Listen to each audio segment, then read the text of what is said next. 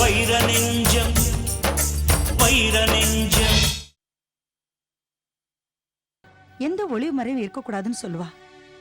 ஆனா வைத்தீஸ்வரி இதுவரைக்கும் உன் முன்னாடி நல்லவ மாதிரி நடிச்சுட்டு இருக்கா. இத்தனை வருஷமா நீ பார்த்துட்டு இருக்கிற வைத்தீஸ்வரியோட குணமும் சரி சிரிப்பும் சரி எல்லாமே பொய்.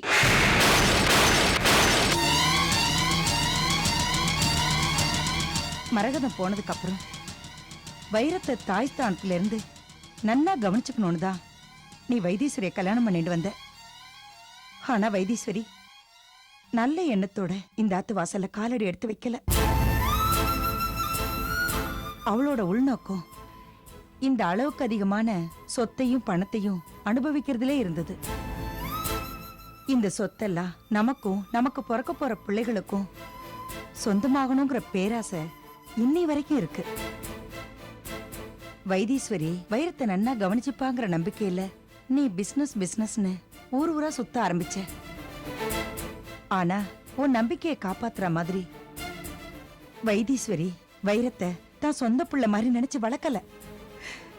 4 செவத்துக்குள்ள அடைச்சு போட்டு கிட்டத்தட்ட ஒரு பைத்தியத்தை பாத்துக்கிற மாதிரி பாத்துண்டா. இதெல்லாம் பார்த்து வளர்ந்த ஆனந்தம் வைரத்தை தான் அண்ணனா நினைக்கல, ஒரு அடிமையாதான் பார்த்தா. விவரம் புரியாத வயசுல இருந்து வைரம் எவ்வளவு சித்திரவதை அனுபவிச்சிருப்போம் தெரியுமா? தினம் தினம் நரகு வேதனை தான். 4 செவத்துக்குள்ள அடி வாங்கியே வளர்ந்த வைரம் வைத்தீஸ்வரியால உலக விவரமே தெரியாதவனா வளர்க்கப்பட்டான். அவனுக்கு விவரம் பத்தாதுன்னு உன்னையும் நம்ப வச்சா அந்த வைத்தீஸ்வரி.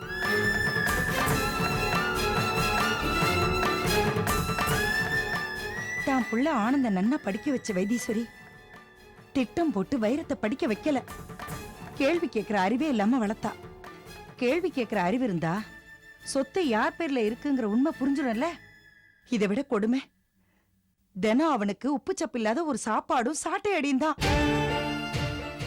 ஆனந்தையும் வைத்தீஸ்வரியும் பார்த்தா வைரம் பயந்து நடுங்குவான். இதுக்கெல்லாம் ஒரு விடுவு காலம் வராதான்னு தினம் தினம் நான் அந்த பகவானை வேண்டின்னு இருந்தேன். அதுக்கு பலனாதான் அந்த அபிராமி ரூபத்துல சக்தி இந்த ஆத்துக்குள்ள காலடி எடுத்து வச்சா.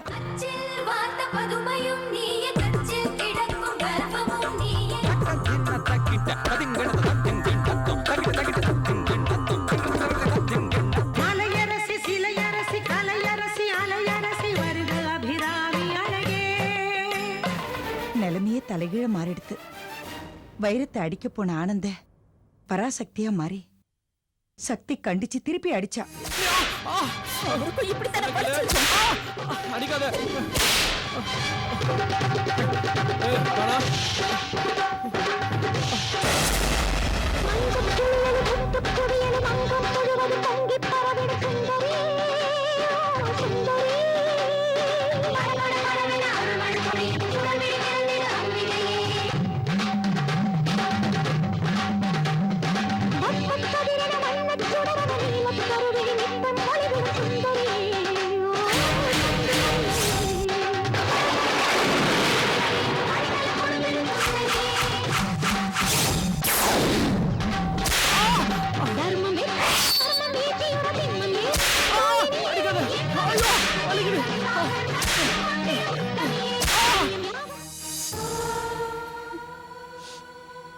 வைரத்துக்கு படிப்பு சொல்லி கொடுத்து கம்பெனி வரைக்கும் கூட்டிட்டு போய் அவனுக்கு நிர்வாகத்தை கத்து கொடுத்து மனுஷனா மாத்தினா.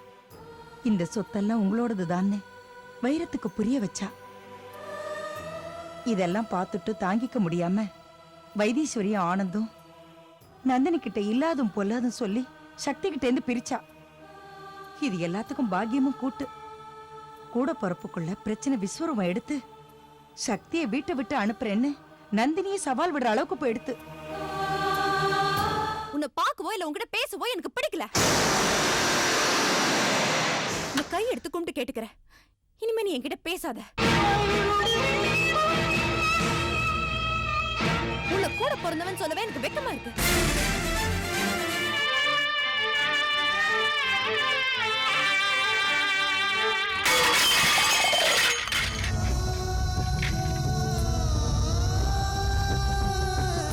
ஆனந்த் வைரத்தை கடத்தி சித்திரவதை பண்ணதுக்கு யார் காரணம்னு கேட்டியே? யாரும் இல்ல, சொத்து. வைரம் பேர்ல இருக்கிற இந்த சொத்து தான் காரணம். வைத்தீஸ்வரி இந்த ஆத்துல காலடி எடுத்து வச்சதுல இருந்து ஆசைப்படுற ஒரே விஷயம், நமக்கு பின்னாடி இந்த சொத்தை அனுபவிக்கிற உரிமை ஆனந்துக்கு தான் இருக்கணும்னு. வைரம் பேர்ல இருக்கிற எல்லா சொத்தையும் எழுதி வாங்கிடணும்னு. அதுக்காகத்தான் அவனை சின்ன வயசுல இருந்தே உலக விவரம் தெரியாதவனா வளர்த்தா. இப்ப புரியறதா? வைரம் சின்ன வயசுல இருந்து அனுபவிச்ச கொடுமையும் அவன் விவரம் இல்லாம வளர்ந்ததுக்கு காரணமும். இதையெல்லாம் பார்த்து நான் தினம் தினம் கண்ணீர் வடிச்சிருக்கேன்.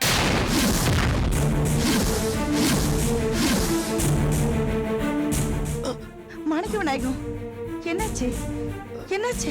இப்படி உட்கார், உட்கார்.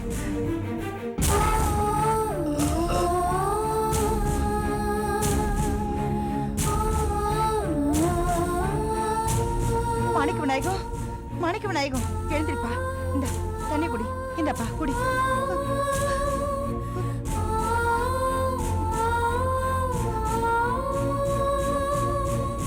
என்னப்பாச்சு?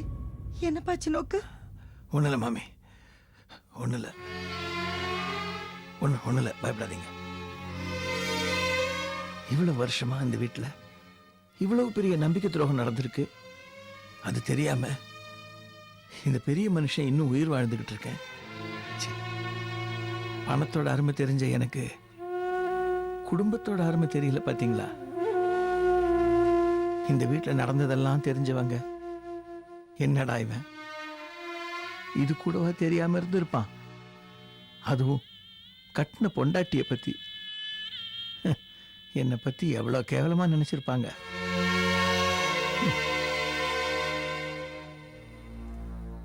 ஏ மாமி, உங்ககிட்ட நான் எவ்வளவு முறை கேட்டேன், நீங்களாவது சொல்லிருக்கலாமே. சொல்லிருக்கலாம். ஒருவேளை நான் உன்னிட்ட சொல்ல வைரத்தை ஏதாவது பண்ணிட்டானா தாங்கிக்க முடியுமா சொல்லு? அது மூலமா இந்த குடும்பமே ஒண்ணு இல்லாம போயிடுத்துன்னா மரகதத்துக்கு நான் செஞ்சு கொடுத்த சத்தியம், வைரத்துக்கு கல்யாணம் ஆனதுக்கு அப்புறம் உன்னண்ட கண்டிப்பா சொல்லணும்னு நினைச்சேன். ஆனா சக்தி, தங்கச்சியோட வாழ்க்கை பாதிக்கும்னு எனக்காக சொல்லாதீங்கன்னு என்னண்ட கெஞ்சி என்ன சம்மதிக்க வச்சுட்டா. இப்போ என்னால உன்னண்ட மன்னிப்பு மட்டும்தான் கேட்க முடியும். என்ன மன்னிச்சுடு. நீங்க எதுக்கு மாமி மன்னிப்பு கேட்கணும்?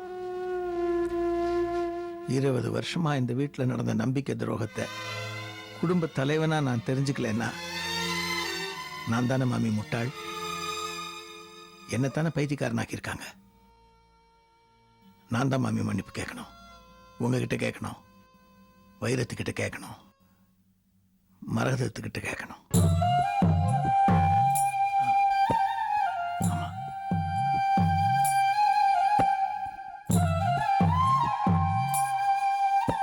மரகதம், தப்பு பண்ணிட்டேன் மரகதம், ரொம்ப தப்பு பண்ணிட்டேன். உன்கிட்ட வாக்கு கொடுத்திருந்தேன்ல, நம்ம வைரத்தை வளர்த்து பெரிய ஆளாக்குவேன்னு.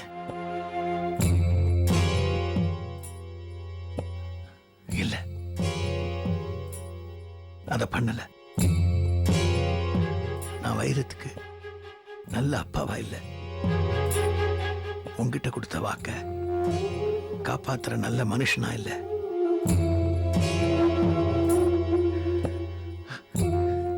என்ன பண்ண சொல்ற? என்ன சுத்தி எல்லாம் பொய்யா இருக்குமா?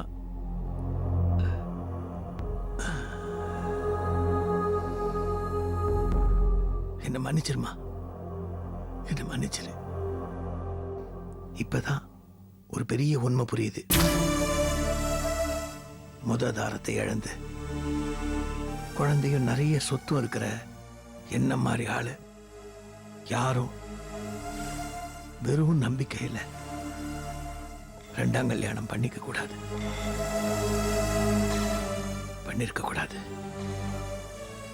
பண்ணிருக்க கூடாது. ஏமாந்துட்டேன். மனிதாபிமானமே இல்ல. வெறும் பணத்தாசை பணத்தாசை தான் இருக்கு. ஆனா இனிமே ஏமாற மாட்டேம்மா, ஏமாற மாட்டேன். நான் செஞ்ச பாவத்துக்கு பரிகாரம் தேடுறேன், பிராயச்சித்தம் செய்யறேன், உடனே செய்யறேன்.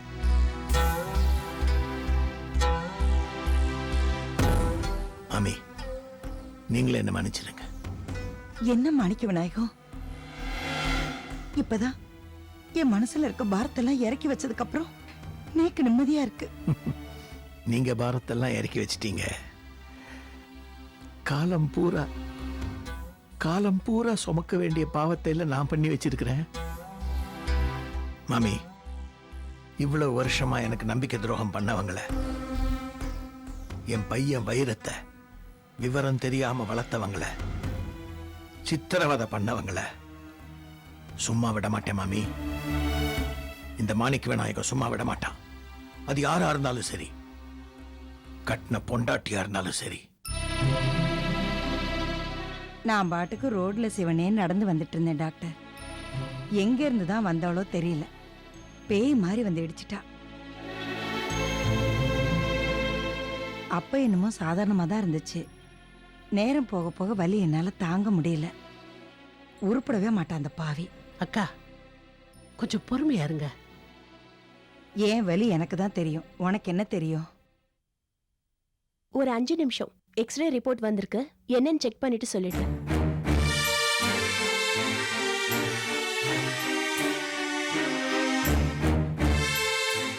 எந்த பிரச்சனையும் இல்ல, நரம்பு தான் சுளுக்கி இருக்கு. கட்டு போட்டு ரெஸ்ட் எடுத்தா ஒரு 4-5 நாள்ல சரியா போயிடும். டாக்டர், பயப்படுற மாதிரி எதுவும் இல்லையே? ஒரு ப்ராப்ளமும் கிடையாது, ஒரு வாரத்துக்குள்ள சரியா போயிடும்.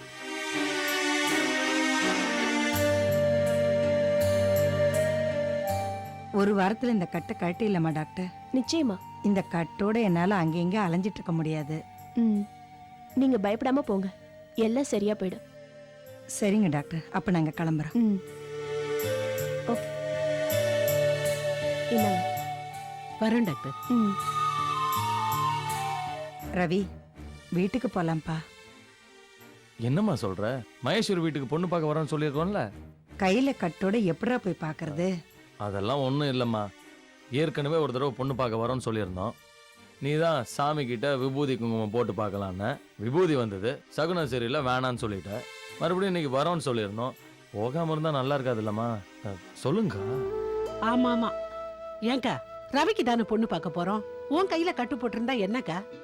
இப்படி 2 தடவை ஏமாத்தினா பொண்ணு வீட்டுக்காரங்க தான் என்ன நினைப்பாங்க? நல்ல விஷயத்த தள்ளி போடக்கூடாது. வாக்க போயிட்டு வந்துடலாம். நீ நினைச்ச மாதிரியே சாமி கிட்ட விபூதி குங்குமம் போட்டு பார்த்தோம். குங்குமம் வந்தது. நீ கூட நல்ல சகுனம்னு சொன்ன. போயிட்டு வந்துடலாமா? அவங்க எல்லாரும் வெயிட் பண்ணிட்டு இருப்பாங்க. எவ்வளோ ஒருத்தி வந்து இடிச்சது. என் பிள்ளைக்கு பொண்ணு பார்க்க போறது கூட யோசிக்க வேண்டியதா இருக்கு. ஆனா ஒரு விஷயம்டா, என் கையில கட்டுப்போட காரணமா இருந்தாலே ஒருத்தி. அவளை மட்டும் நான் எங்கேயாவது பார்த்தேன், அந்த திமிர் பிடிச்சவளை கைய கால உடைச்சு ஆஸ்பத்திரியில படுக்க வைக்காம விட மாட்டேன். என்ன பேச்சு பேசின அவ பேசின பேச்சுக்கு அத்தனை பல்லை கட்டி அவ கையில கொடுத்துருக்கணும். கவலைப்படாதம்மா, முதல்ல போய் பொண்ணை பார்த்துட்டு வந்துடுவோம். அதுக்கப்புறம் அவ எங்க இருந்தாலும் நானே தேடி கண்டுபிடிச்சு கொண்டாந்து முன்னால் நிறுத்துறேன். அவ எவ்வளவு இருந்தாலும் பரவாயில்ல. நீ என்ன பண்ற, இதே கையால நீ அடிக்கிற, நான் பாக்குறேன். எப்படி அவ நம்ம கண்ணுல படுவாடா?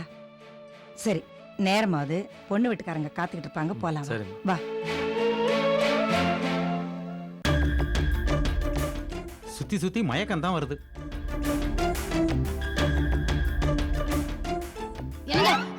நில்லுங்க. என்ன என்னங்க இது? என்னமோ குட்டி போட்ட போன மாதிரி சுத்திட்டு இருக்கீங்க. 2 பூனை குட்டியை காணும் தேடிட்டு இருக்கேன். என்ன வளர்றீங்க? பின்ன என்னடி, மாப்பிள்ள அம்மாவை கூட்டிட்டு வரேன்னாரு, காணும்னு தேடிட்டு இருக்கேன். குட்டியை காணும், பட்டியை காணும். இவ வேற. அண்ணா, இப்பதான் போன் பண்ணி கேட்டேன், மாப்பிள்ள புறப்பட்டு வந்துட்டு இருக்காரு. அப்படியா? மகேஸ்வரி ரெடி ஆயிட்டாளா? அவ அப்பவே ரெடி ஆட்டாமா. மாமா, மகேஸ்வரி இந்த கல்யாணத்துக்கு சமைச்சது ரொம்ப சந்தோஷமா இருக்கு மாமா. எல்லாத்துக்கும் கோடி தான் காரணம். கோடி இல்ல இல்ல, அது கோக்கி இல்ல உன் பேரு. திடீர்னு மாறிடுச்சு. கோகிலா தான் எல்லாத்தையும் ஏற்பாடு பண்ணுச்சு. அதனால கோகிலாவுக்கு கோபுரமே கட்டணும்னு சொன்னேன்.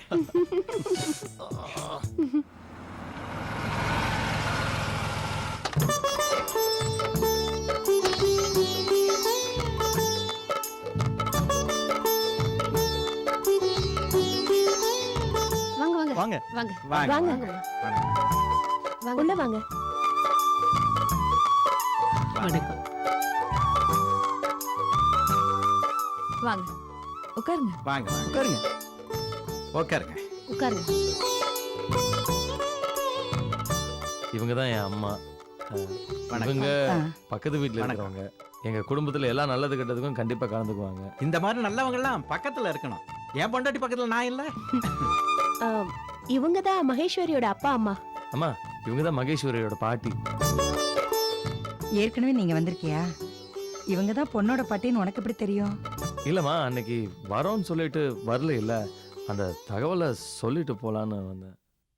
அப்ப நீ பொண்ணை ஏற்கனவே பார்த்திருக்க. ஐயோ நான் பொண்ணை பார்த்ததே இல்லைம்மா. பொண்ணு எப்படி இருப்பாங்கன்னு கூட எனக்கு தெரியாது.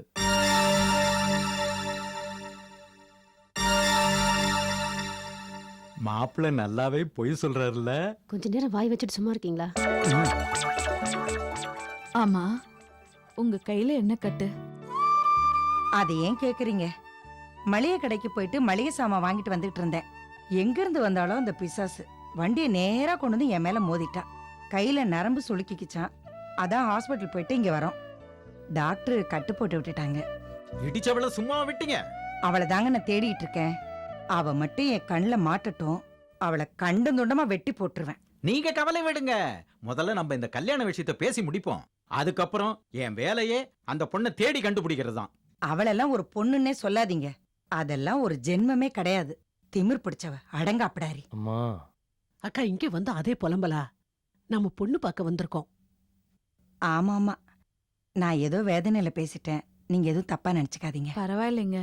கோகிலா, ம்? மகேஸ்வரியை கூட்டிட்டு வாமா. சரி.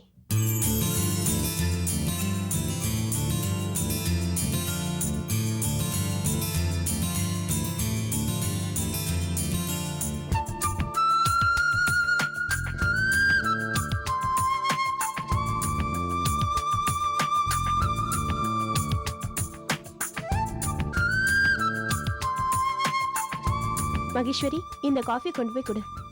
ஆ ஆ என்ன வெக்கப்படுற? படபடபடன்னு பேசுவ, இப்ப இவ்ளோ அடக்கமாயிட்ட.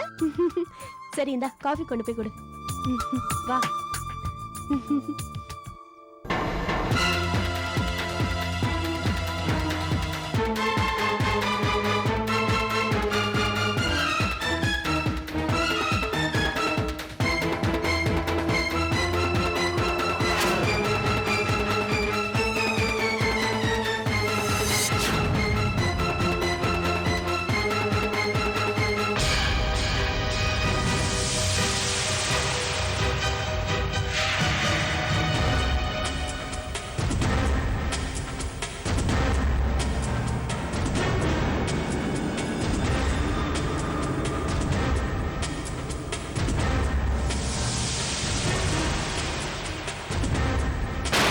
இத பாரு, கீழே கொட்டின காய்கறிக்கெல்லாம் காசு கொடுத்துட்டு போ. பொண்ணு மாதிரி ஒருத்தி மாமியாரா வந்தா கையை காலை ஒடிச்சு பையில வச்சுட்டு போயிடுவேன்.